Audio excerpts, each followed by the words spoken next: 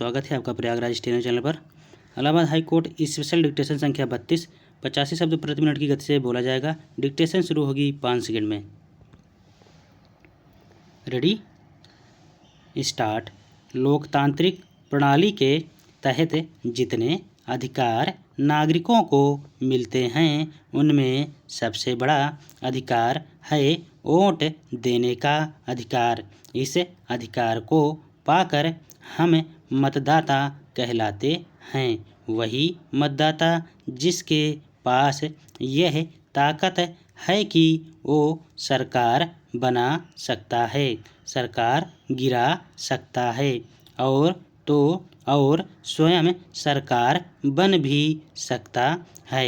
जब 26 जनवरी 1950 को हमारा देश गणतांत्रिक बन रहा था, उसी के एक दिन पहले 25 जनवरी 1950 को देश भर के सभी चुनावों को निष्पक्षता और पारदर्शिता के साथ कराने के लिए भारत निर्वाचन आयोग का गठन हुआ। वहीं 2011 में भारत सरकार ने चुनावों में लोगों की भागीदारी बढ़ाने व जागरूकता लाने के उद्देश्य से भारत निर्वाचन आयोग के गठन दिवस को राष्ट्रीय मतदाता दिवस घोषित करने का निर्णय लेते हुए इस दिवस को प्रतिवर्ष मनाने का ऐलान किया।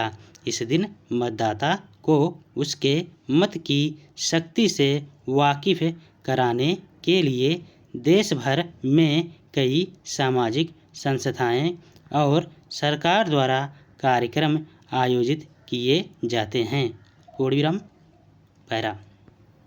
भारत जैसा युवा देश जिसकी 65% आबादी 35 वर्ष से कम है, उस देश के युवाओं की जिम्मेदारी बनती है कि वे अशिक्षित लोगों को वोट का महत्व बताकर उनको वोट देने के लिए बाध्य करें।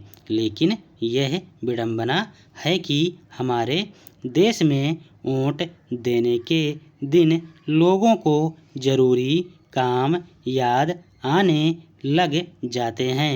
कई लोग तो वोट देने के दिन अवकाश का फायदा उठाकर परिवार के साथ पिकनिक मनाने चले जाते हैं।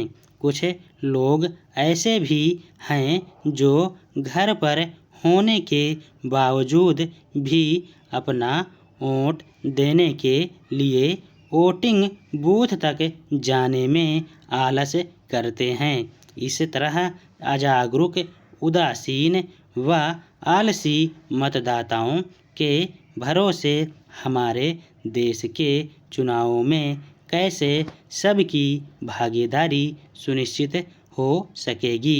साथ ही एक तबका ऐसा भी है जो प्रत्याशी के गुण न देखकर धर्म, मजहब व जाति देखकर अपने वोट का प्रयोग करता है। यह कहते हुए बड़ी ग्लानि होती है कि वोटिंग के दिन लोग अपना वोट संकीर्ण स्वास्थ्य के चक्कर में बेच देते हैं।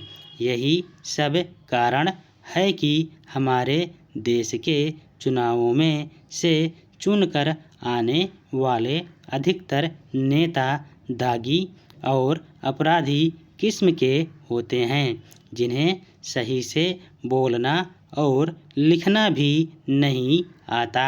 ऐसे लोग जो अयोग्य हैं, वे गलत तरीकों से जीतकर योग्य लोगों पर राज करते हैं। पैरा। यह हमारे लोकतंत्र की कमी है कि सही और योग्य लोगों जो व्यवस्था परिवर्तन करने का जज्बा रखते हैं और वे चुनाव लड़ते हैं, लेकिन मतदाताओं की ऐसी मिलीभगत के चलते वे हार जाते हैं। हम तब तक अच्छी व्यवस्था खड़ी नहीं कर पाएंगे जब तक हम वोट का महत्व और अपने मतदाता होने के फर्ज को पूरी जिम्मेदारी के साथ निभा नहीं देते हैं।